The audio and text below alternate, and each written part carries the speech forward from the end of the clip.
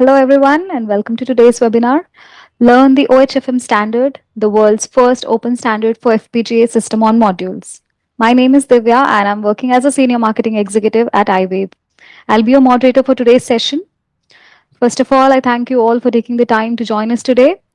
This is a joint session hosted by iWave in collaboration with SGeT, and we are quite excited to bring this to you, especially as oHFM is starting to gain strong traction across the FPGA ecosystem. All right, before we get started, just a couple of quick housekeeping points. The session is being recorded and we'll be sharing it with you after the webinar. And feel free to drop your questions in the Q&A section anytime. We'll pick up at the end of the session.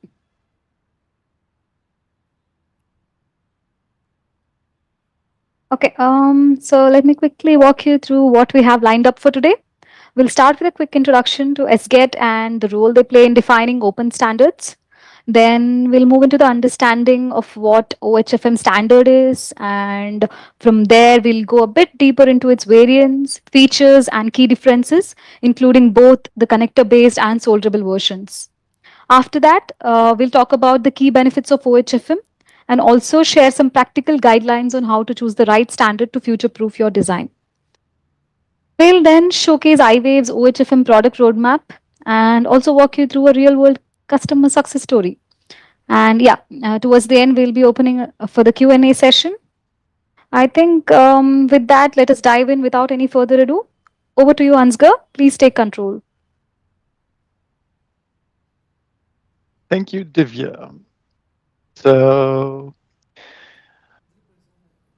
about myself. So, I'm Ansgar Hein, and I'm chairman of the board at the Standardization Group for Embedded Technologies, or in short, SGeT. And just to let you know, I'm just a marketing guy and no engineer. So, yet here I am talking about one of the most complex open standards we've ever created.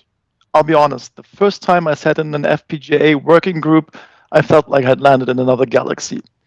But here's the thing, standardization isn't just about pins and signals. It's about building bridges between organizations, ideas, and people like you and me. And that makes me talk about SGeT, first of all, and then about oHFM in special. So who we are and what we do. At SGeT, we are a nerdy little club with a surprisingly big impact. We might be only a standardization body, but we're not stuck in meetings all day. In fact, we've been around for 14 years and we've been getting stuff done without corporate drama. Our 80 members include some of the smartest and most opinionated minds in embedded tech. And while we like to debating pinouts, we also like getting things done. Talking about getting things done. These are our 7 standards that we have developed in the last 14 years. Some of them you will probably know, like Smart Module or Q7, or the Open Standard Module, or in short, OSM. And hopefully today, oHFM will be another standard that you get to know. This is the first open FPGA module standard ever being created. And with SDT 07, we have started another FPGA working group recently that is also of interest maybe to you. So why is FPGA development so painful? Maybe you know the feeling. You're starting a new project and somehow you're right back where we were a few years ago. Custom board, new pinout, no mechanical compatibility, and no second source. So proprietary by design was the rules that you stuck to. It's custom every time, like I said. And we felt like FPGA development shouldn't feel like a puzzle with missing pieces. With vendor lock-in and tool chains, IP carrier boards, all tied to specific vendors. And overall, complex systems with long lead times and painful redesign loops. And that's exactly what we were trying to fix when we created oHFM. Because if that sounds familiar, we thought so too, and we decided to do something about it. So Why standardize FPGA SoMs? Let me first talk you to some of the key benefits of open standards from my point of view. To me, open standards are not a philosophy, it's a business decision. So the following levers directly impact cost, speed, and risk. Talking about costs, well, the first benefit is money. Open standards lower total cost of ownership, and you avoid a vendor lock-in, you can reuse designs, and you reduce engineering effort across projects. So less reinvention, more leverage. The second benefit I would like to talk about is time. Faster time to market is probably one of the biggest players here. Speed is often the biggest competitive advantage, and with standardized modules and interface, you don't need to start from zero. You build on proven concepts and adapt faster to market change. Another key benefit is technology. So open standards create a broad ecosystem of hardware, software, and drivers, which means less integration risk, faster development times, and access to shared innovations. But here's the thing, this is my favorite key benefit, it's sourcing.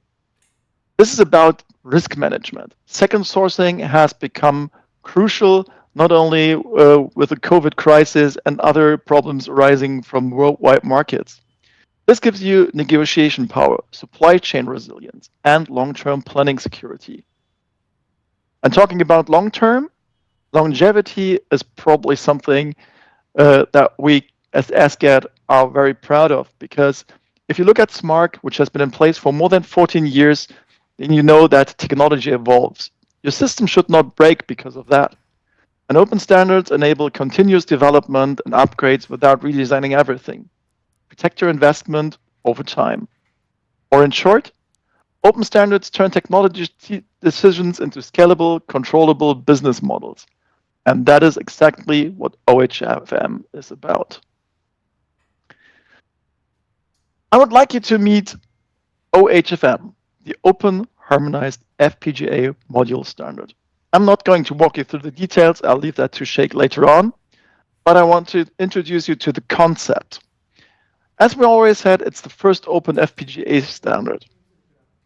And it comes in two flavors. There are two harmonized variants. One is solderable, one is connector-based. And they both cater to different problems and have different solutions. And important to note is that oHFM.s and .c aren't plug-and-play replacements for each other. They're different by design.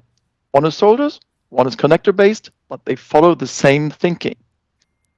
So they have shared principles.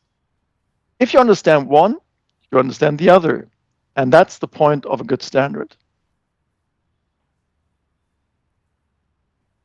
We designed oHFM with real-world diversity in mind. No one size fits all. So we have solved quite a few challenges here. We aligned Altera, Xilinx, and other vendors, navigated hundreds of signals, and didn't kill each other in the process. We unified solderable and connector-based approaches, and we developed an open, collaborative, real-world process, so that is quite something we achieved. But the question is, what's in it for me?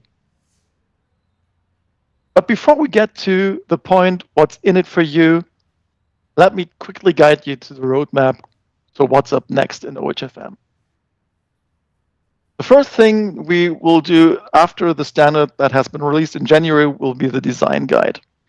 So turning the spec into a practical guidance for engineers is something we're looking forward to.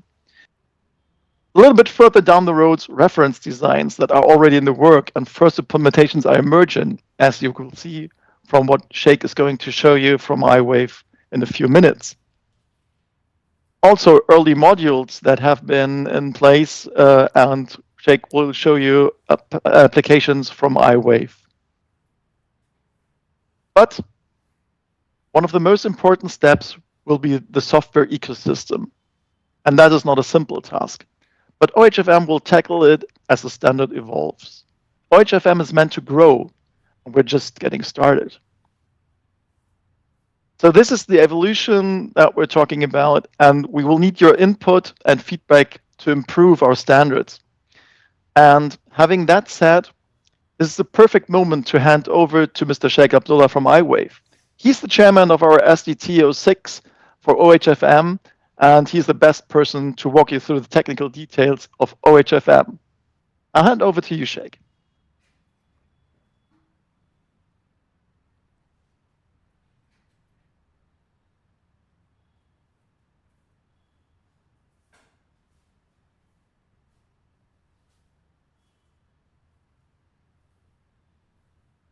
Sheik, you're mute. Yeah, sorry. Thank you, Ansgar, for nice presentation and quick overview about SGeT and oHFM. Good morning and good evening to everyone. So myself, Sheik Abdullah from iWave Global.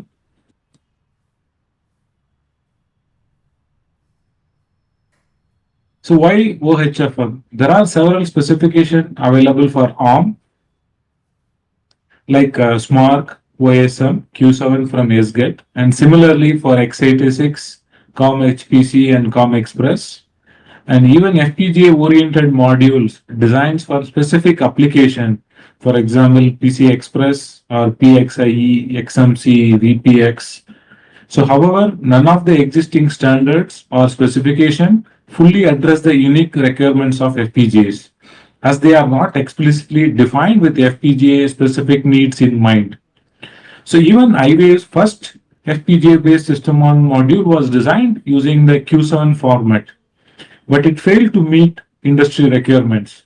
For example, interfaces were predefined and the number of programmable IOs was limited. So based on the feedback from the customers, we recognized these shortcomings and subsequently developed FPGA modules using non-standard generic form factors to better address application needs.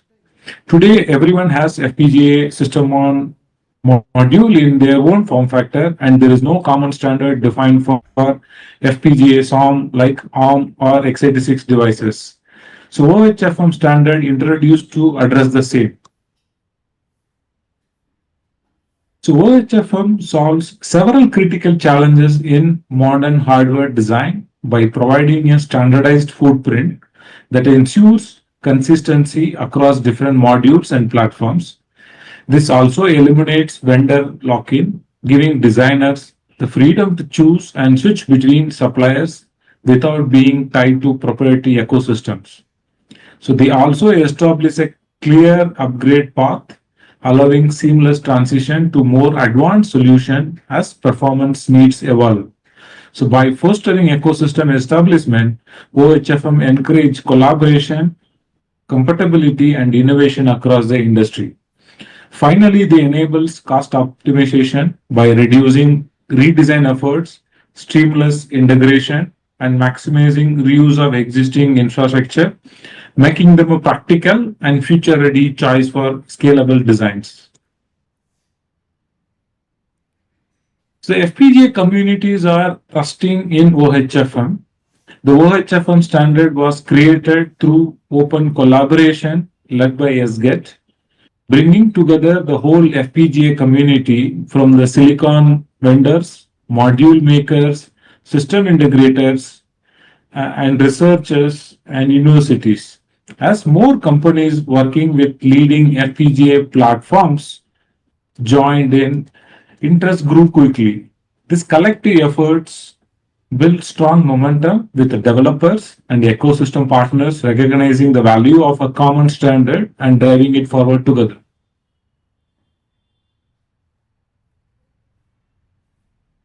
oHFM standard defines two main variants. So oHFM.s, S stands for solderable, and oHFM.c, it's a connector based, each tailored to different FPGA deployment needs. So oHFM.s is optimized for compact, solderable module for cost sensitive and high volume protection, whereas oHFM.c supports high speed performance, scalability, and easy upgrades. What is oHFM? .s. So this variant is optimized for entry to mid-range of FPGA, uses PCB soldering instead of connectors, which reduces the bill of materials and improves reliability. It is cost efficient for volume protection, starting in the range of few K units, and is well suited for compact design, harsh environment, and high vibration conditions with simpler requirements and small footprints. It provides a practical solution for stable and long-term applications. So oHFM.s, the sizes and the formats. So the size variant, what you see in the green color, so it is in the dimension of 30 by 30 and with 332 number of contacts.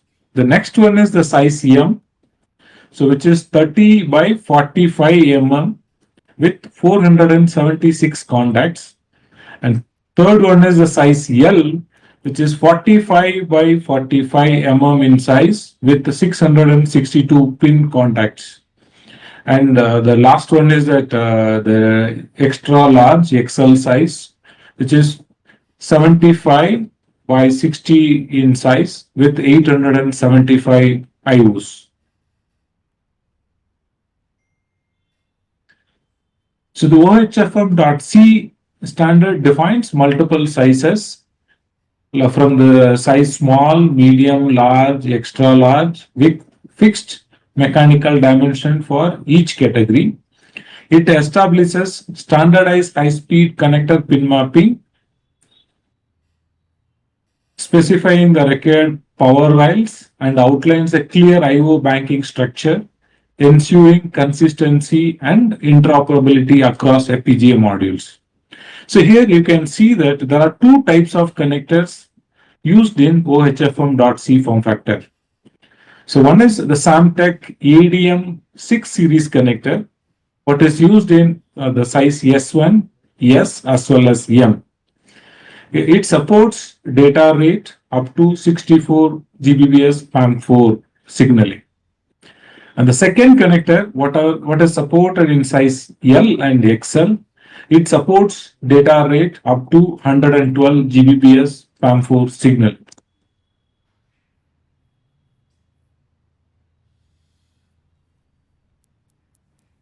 So next coming to the oHFM.c sizes and pinouts.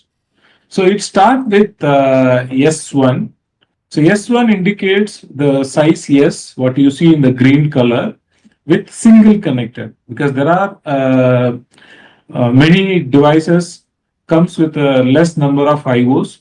So to address that, only one connector enabled in size S with the size of 75 by 50 mm with one connector, that we call it as a size S with the one. Then next size S, the size remains same.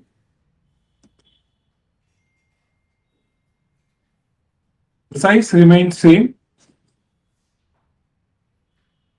And size S extended, which is 75 by 50 mm and with two connector. So the extended stands for, so on the top side 10 mm increase and bottom side 10 mm in increase. So it is size S extended. The next size M, which is yellow color, the 75 by 70 mm with two connector. There is no additional connector, only size is extended. Then medium extended, 95 by 70 mm. Then size L, which is 75 by 90 mm in size, where a third connector is introduced, which can support up to 112 Gbps PAM4 signaling. Then size L extended 95 by 90, and similarly the XL 75 by 120 with the four connector, and the extended 195 by 120 mm in size. So next coming to oHFM power.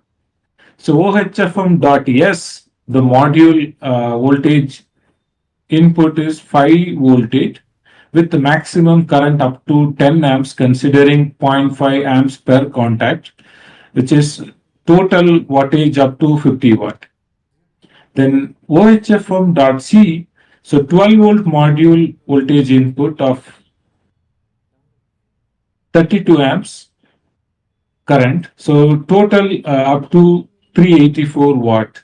So in addition to this main power input, so 1.8 management power input dedicated for system management and control functions. There is one more 3 volt RTC power input enabling real-time clock operation. So supported in both the form factor.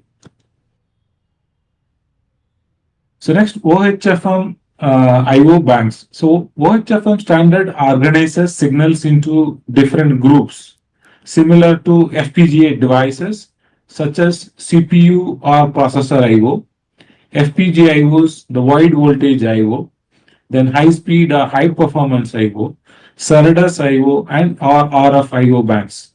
So coming to the processor IO, so there is a one bank. So the standard processor interface are mapped to dedicated pins to ensure compatibility across system on modules. So next one is the FWIO module, features up to 5 number of FWIO, so which is FPGA wide voltage IO bank. In that, one is dedicated bank, others are alternate function with the processor IO bank and one of the FSIO bank. Banks which are versatile interface blocks designed to support a wide range of voltage levels. So even FWIO bank supports the single-ended operation. The FSIO, which are performance-oriented interface blocks designed for high-speed data interface between FPGAs, ASICs, and other system components. Each bank can accommodate up to 27 or 32 differential pairs, configurable for either differential or single-ended operation.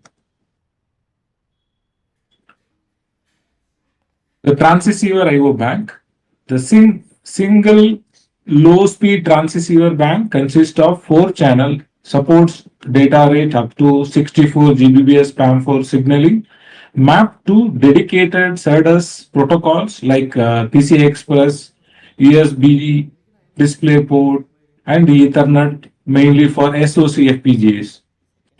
The module supports 16 number of 4-channel high-speed transceiver bank designed for ultra-high bandwidth interfaces, each lane capable of operating at speeds up to 112 Gbps PAM4 signaling. So then ADC and DAC RF IO bank. So module optionally supports high-performance ADC and DAC interfaces for RF-related applications.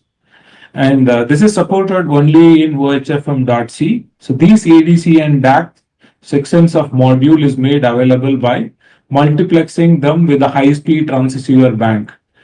So the transceiver bank like 7, 8, 14, and 15 used for that.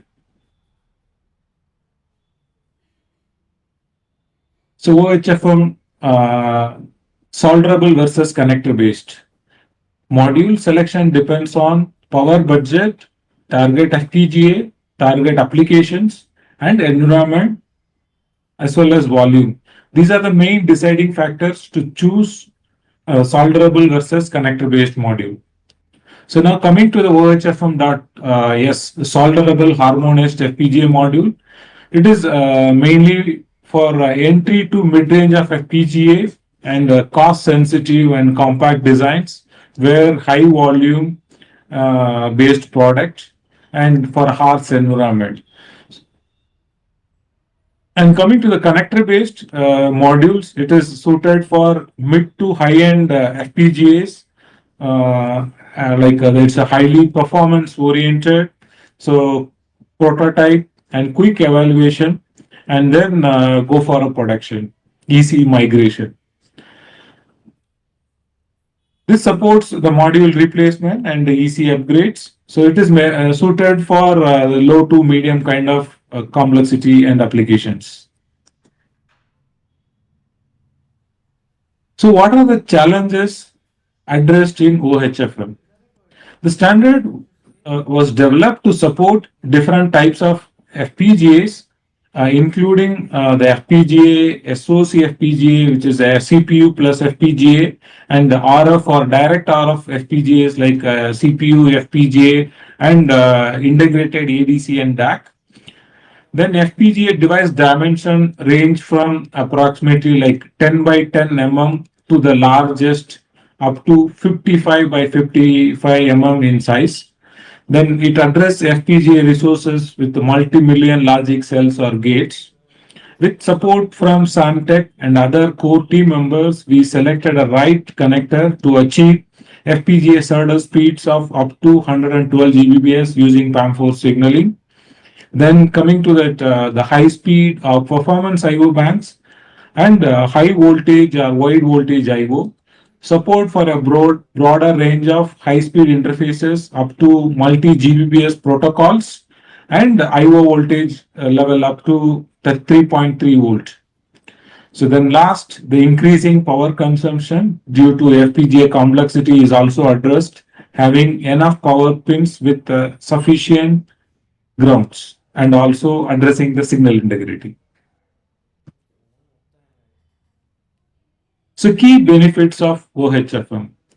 The standardized form factor and pinout enable multiple SoMs on the same platform, simplifying design and ensuring smooth interoperability. Then scalable portfolio allows easy migration across FPGA families with the same form factor, supporting upgrades and a future-ready roadmap.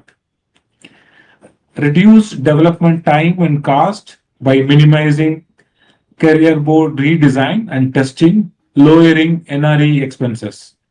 Ecosystem alignment through SGeT collaboration strengthens industry support and accelerates market adoption. The design flexibility with standardization provides common interfaces while allowing configurable IO and transceivers for customization. So how to choose right oHFM standard for your project? So oHFM standard also organizes signals into the different groups. So like you can see on the left side, it is a module size. So module size S, M, L and XL. And we had seen in the previous slide, so there are two connectors which supports size S and M, and third connector in size L and fourth connector in size XL. So then what are the IOs are mapped in the each connector? So power, control and the processor IO and other FPGA IO banks.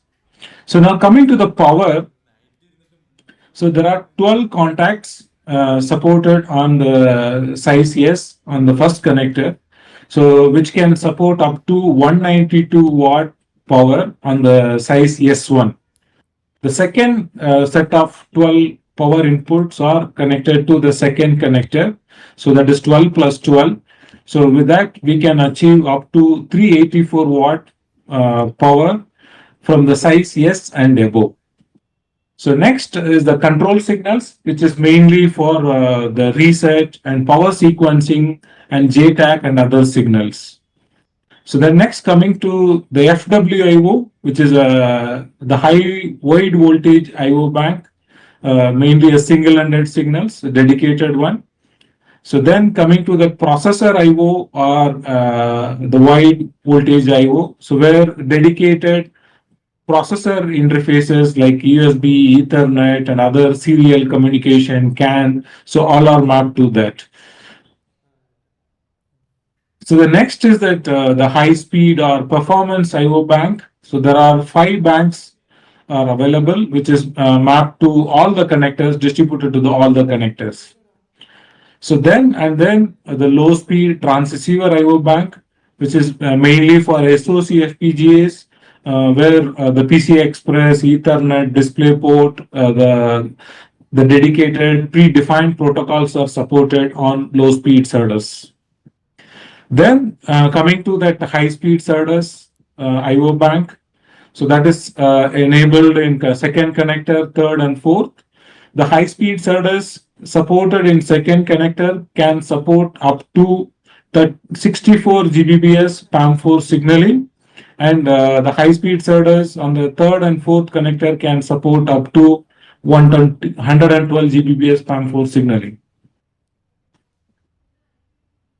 So now coming to that oHFM.s, in the same way, so we have four different size, and what are the different types of IOs for the FPGA. So power, the control and processor IO, wide voltage IO, and high performance IO, and transceiver IOs. So that is mapped here. So any customer can choose by using from this table what is the right form factor suitable for their requirement.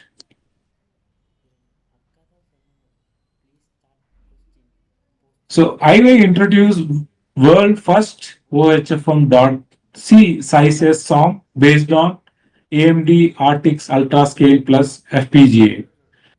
So here you can see that it is a form factor 50 by 75 mm. So the oHFM size S. So with the HD stands for a wide voltage IO bank, and HP is a high performance, the high speed or high performance iWave IO bank, and the GTY transceivers are high speed SerDes. So these all the various IOs are mapped to the board to board connectors. So the oHFM.c, the Kintex Ultra Scale Plus SOMs are designed to be pin compatible with RTX Ultra Scale Plus based system on module, enabling seamless migration between RTX and the Kintex Ultra Scale Plus platform. This compatibility supports drop-in replacement without requiring carrier card redesigning, making integration straightforward and efficient. Built with scalability in mind, these modules provide a future-ready foundation for design that demand flexibility, longevity, and adaptability to evolving requirements. So iWave product roadmap. So you have seen that we RTX Ultra Scale Plus SOM and Kintex Ultra Scale Plus SOM. So both are already available. And currently iWave working on Agilex 5 based system on module. So oHFM.c size M, and similarly on the oHFM.s solderable version. So one from the AMD based on Spartan Ultra Scale Plus in the size S, and another one is Agilex 3 system on module in the size L. So these three products are under development. So it is there in our roadmap, and we are targeting to introduce these modules in 2026. So value proposition iWave. So iWave Global's value proposition lies in being a trusted embedded technology partner with over 25 years of experience delivering cutting edge system on module, single board computer, FPGA solutions, and quick custom ODM services that help accelerate innovation, reduce time to market, and optimize product development across industries worldwide. Backed by a strong commitment to reliability, iWave also provides a longevity, a standard warranty, and RMA support for more than 15 plus years, ensuring long-term product availability and customer confidence. So we are proud to share that iWave already has a customer for oHFM SOM with initial samples successfully delivered. The customer is focused on SDR application across multiple use cases, each requiring different levels of FPGA resources. Depending on the application, the requirements from the mid-range FPGAs in size S to M. So this objective was implement a common carrier card that could support all use cases, allowing easy migration while also ensuring manufacturing flexibility across multiple regions given the current global situation. So iWave addressing both needs by proposing the oHFM modules, delivering a scalable and adaptable solution. So if you would like to see these platforms in action, we will be showcasing our oHFM.c based RTX and Kintex Ultra Scale Plus based SOM at several upcoming FPGA events. So, including FPGA Developer Forum at CERN, FPGA Conference, and FPGA Horizon. So, we will be happy to connect with you there and walk you through the demos. Thank you. So, it's a Q&A session. So, we'll be very happy to answer. All right. Thank you for that insightful session, Sheikh sir. I think we already have a few questions coming in. I would also request please continue to share your questions in the Q&A. We'll address as many as we can in the remaining time. Let's see what we have first. I see there's a question for Ansgar. So, how many SGET members are part of oHFM out of 80 members? That's a good question. Let me calculate quickly. As far as I see, it's 12 members from different companies, like Sheikh said, from silicon to embedding those into solutions. So there's a wide range already and a quite big group for a new standard. Thank you. So, let me see. There's one more question. oHFM.s looks similar to OSM. Is it compatible with existing OSM? No, they just look the same, but they're very much different. One is for comms, one is for FPGA. So they just share the same idea, and we didn't want to create all new. So we chose a proven concept there, but they're not compatible. Okay. There's one question which is about connectors. So, are oHFM.c connectors only from Samtec, or is there a second source available? Yeah, it's a good question. So, yes, today it is only from Samtec, and Samtec agreed to enable second source like a oHFM.c standard. Okay. So, here's one more question. Are FPGA IO bank voltages managed by the SOM? No, the FPGA IO bank voltages are sourced by carrier card as per IO voltage requirement. SOMs will have FRE EEPROM to store supported IO bank voltage range as per FPGA device used in the SOM. Carrier card to read the FRE EEPROM to understand the supported FPGA IO bank voltage range and configure as per carrier card requirement. Okay. So there's one person asking if we can have the slides after the end of the webinar. Yes, we will send the slides after the webinar. And I do see one more question which was in the chat window. Whether the product is available from iWave. Yes, as Sheikh sir showed on the camera that yes, the product is available and you can start placing inquiries. And there's one more question. Yeah, what kind of information is stored in the FRU EEPROM?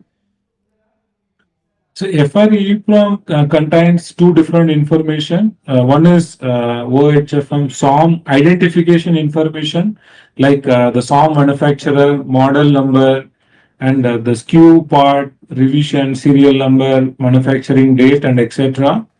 So then second one is the IO bank voltages capabilities of oHFM SOM, where carrier card can read and understand the FPGA used in the SOM, what is that IO bank voltage range supported, and how it can be used as per the customer requirement. Okay, so there's one question which says, what's the life of the product, or how many years are promised in this new standard? So, as a longevity, as we mentioned, so we make sure minimum 15 years of the product availability. Okay, then do we support thermal solution for all the SOMs? That question. Yeah, it's a good question. So thermal solution, it is completely depends on the system, not based on the module. So we provide the heat sink for the SOM, but we leave it to the customer because the environment and the form factor of the custom solution, it completely varies customer to customer. So we leave it to the customer to do the thermal simulation as per their requirement and take care at a system level. Okay. Then there's one more question, which is can the module be supported or targeted to space application also? Or any space supporting SOM is planned from iWave in the same oHFM standard? Yeah, already iWave is working on system on module for space application. So definitely oHFM also can be used for space application, but definitely it has to undergo that the space certification and qualification and design requirements.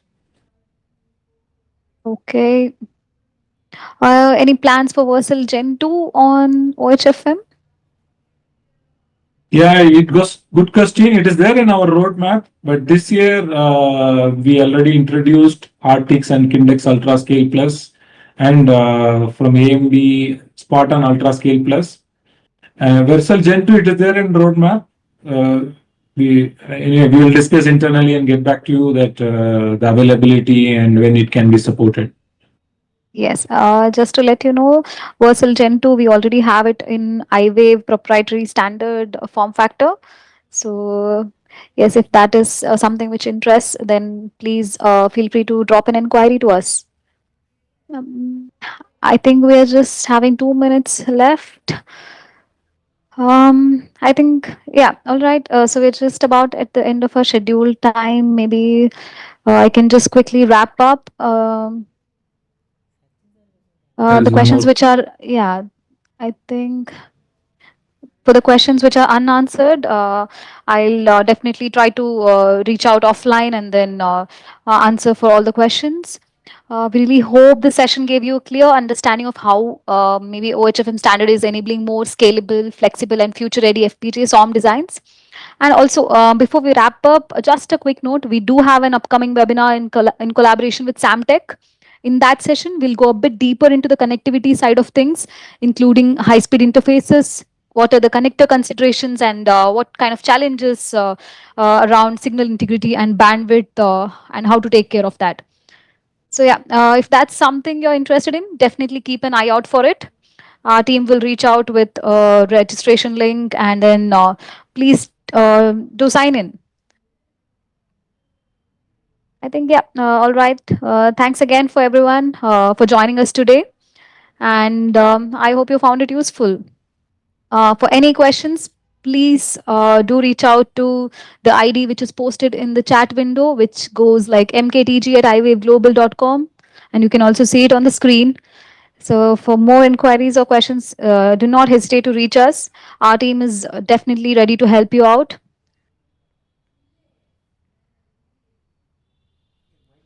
I think today's session was helpful. Yeah. Have a great day ahead. Thank you. Thank you, everyone, for joining. Thank you. Thanks to everyone.